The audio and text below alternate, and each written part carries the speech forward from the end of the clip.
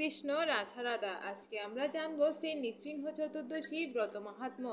বৃহন্নরসিংহ পুরাণে ভগবান শ্রী নৃসিংহদেব ভক্ত প্রহ্লাদকে বলেছিলেন, বর্ষে বর্ষে তু কর্তব্যম মম সন্তুষ্টি কারণম মহাগুড়িয়মিদম শ্রেষ্ঠম মানব বৈভব ভীরুবি। প্রতি বছর আমার সন্তুষ্টির উদ্দেশ্যে চতুর্দশী ব্রত কর্তব্য। জন্ম মৃত্যুময় সংসার ভয়ে ভীত মানুষ এই পরম গোপনীয় শ্রেষ্ঠব্রত পালন করবে।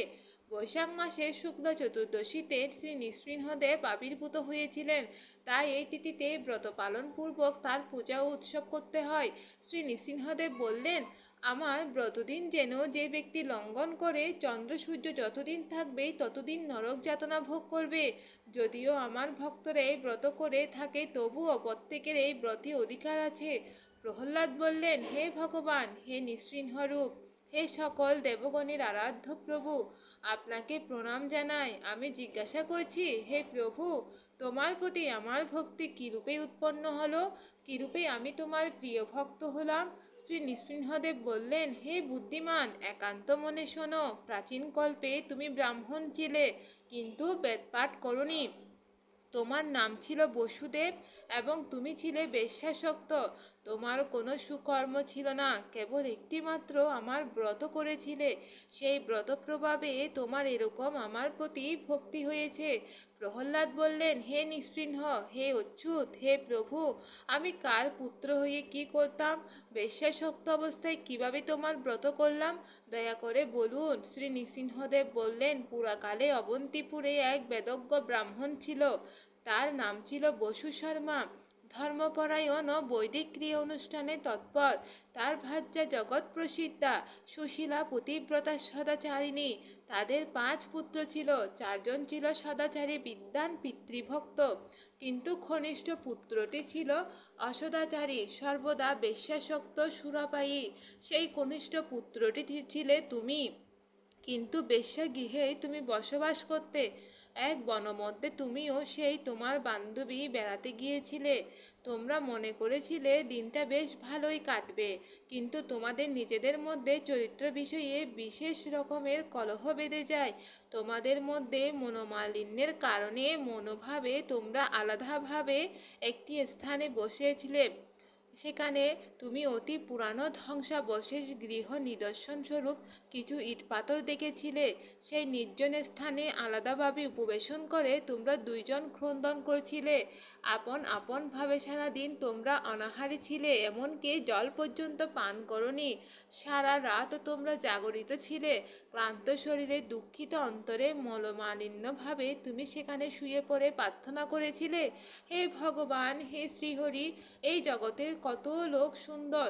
আমার মা বাবা কত সুন্দর ধর্মপ্রাণ, আমার ভাইয়েরা কত সুন্দর, তারা নিষ্ঠাবান, চরিত্রবান, কিন্তু আমি অধপতিত, আমি মহামন্দমতি, আমি চরিত্রহীন, পথের পাগলের চেয়েও অদম। হে ভগবান, ভালো লোকেরা তোমার শরণাগত, আমি মূর্খ, কারো শরণাগত নই। আমি অতি নিঃসঙ্গ, আমি বড় অসহায় অবস্থায় তোমার কাছে প্রার্থনা করছি, হে ভগবান, আমাকে বিশুদ্ধ জীবন দান করো।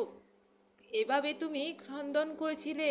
আর তোমার বান্ধবী, সেও একান্ত মনে প্রার্থনা করছিল, হে ভগবান, আমি সমাজের মধ্যে সবচেয়ে জঘন্য স্তরের জীব। সভ্য সমাজ হতে আমি বিক্ষিপ্ত ও বিচ্ছিন্ন।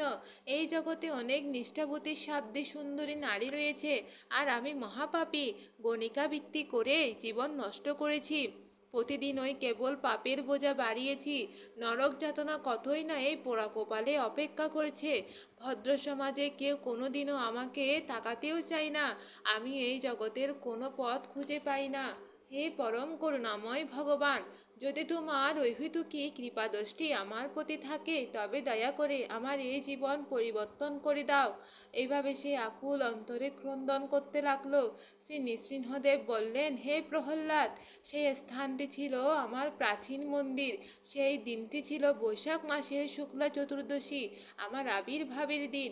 তোমরা উপবাসী ছিলে, রাত্রি জাগরণ করছিলে, জীবনের কল্যাণ প্রার্থনা করছিলে।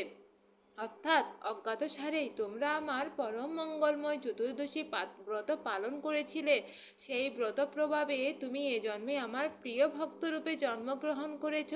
আর সেই বেশ্যাও স্বর্গলোকে অপ্সরা জীবন লাভ করে ত্রিভুবনে সুখচারিণী হয়েছে। হে প্রহ্লাদ, আমার ব্রতের প্রভাব শোনো।